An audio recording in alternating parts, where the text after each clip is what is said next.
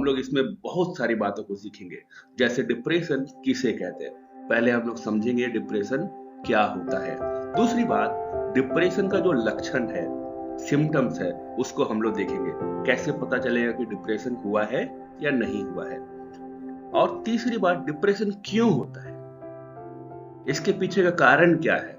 तो कई ऐसे कारण हैं जिसके बारे में हम लोग बातचीत करेंगे। ओके दोस्तों, बाइबल भी डिप्रेशन के बारे में बातचीत करता है, हमारा प्रॉब्लम्स के बारे में बात करता है। तो क्या बात करता है बाइबल, क्या बताता है इसके बारे में, हम लोग इस बात को भी देखेंगे।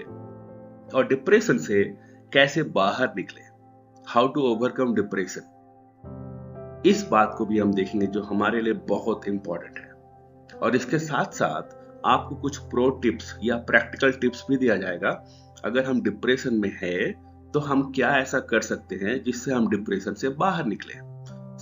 ये वीडियो सीरीज बहुत बहुत इंटरेस्टिंग और बहुत अच्छा होने वाला है, जो दूसरों को सहायता करेगा, आपको सहायता करेगा। आइए हम लोग इस वीडियो सीरीज को पूरा देखें, ठीक है। आइए हम लोग आगे बढ़ेंगे, लेकिन इससे पहले कुछ फैक्ट हमें जानना जरूरी है। और ये फैक्ट, ये तथ्य जो भारत के लिए है, और इसका सोर्स है PIB करके है, वहां से लिया गया है, जिसका लिंक यहाँ दिया है। ये बात को बताता है, यूथ जो है 15 से 29 साल के बीच, वो सबसे ज्यादा रिस्क में रहते हैं डिप्रेशन में जाने का। क्योंकि 15 से 29 ईयर्स का जो एज है, इस बीच में बहुत सारी तमाम चीजें होती है जिससे डिप्रेशन में जाने का बहुत बहुत संभावना बना रहता है। और ये फैक्ट बताता है कि 5% व्यक्ति जो है डिप्रेशन में शिकार हुए हैं, और 1 से 15% लोग ऐसे हैं जो लोग ओवरऑल डिप्रेशन का शिकार हो चुके हैं। देखिए, इंडिया में एक प्रॉब्लम क्या है कि डिप्रेशन लोगों को हो जाता है, लेकिन एहसास ही नहीं होता कि हमें डिप्रेशन हुआ है, और वो उसी तरीके से चल रहे होते हैं। यहाँ पे क्लियरली इस बात को लिखा, problem is not just depression, it is untreated depression. मतलब समस्या है डिप्रेशन का, थोड़ा एहसास भी है, लेकिन ट्रीट नहीं करते, या काउंसलर के पास नहीं जाते, साइकियाट्रिस्ट के पास नहीं जाते, बातचीत नहीं करते, तो उसको ट्रीट नहीं करते, उसका इलाज नहीं करते।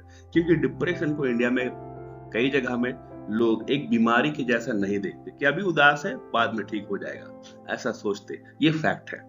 चलिए, इन्हीं बातों को ध्यान में रखते हुए हम लोग आगे बढ़ेंगे। अब हम लोग देखते हैं डिप्रेशन क्या होता है। डिप्रेशन क्या होता है, यहाँ क्लियरली आपका स्क्रीन में दिख रहा होगा कि असफलता मतलब फेल हो गए, संघर्ष, कुछ तरह का स्ट्रगल है लाइफ में, और किसी अपने से बिछड़ गए, या तो डेथ के कारण, या फिर ब्रेकअप हो गया।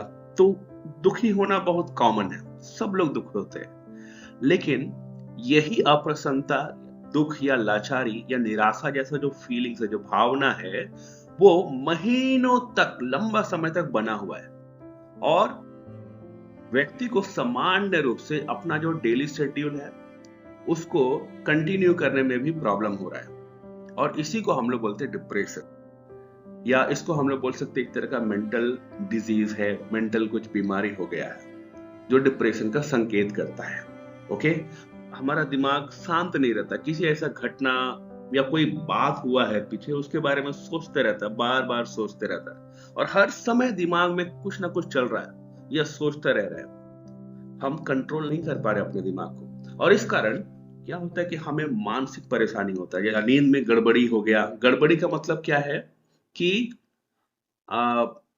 हमारा जो स्लीपिंग पैटर्न है वो बदल गया है, नींद ठीक से आ नहीं रहा है, थोड़ा एक बार नींद टूट गया तो फिर पूरा रात नींद नहीं आ रहा, भूख कम लग रहा या अधिक लग रहा है, या फिर हम लोग जो कॉन्सेंट्रेट करते हैं उसमें भी कमी आ गया। इस तरह का कई चीजें हो सकता है। तो इसका मतलब हो सकता है कि हमें डिप्रेशन हुआ है, तो इसको हम लोग बोलते हैं डिप्रेशन। ओके,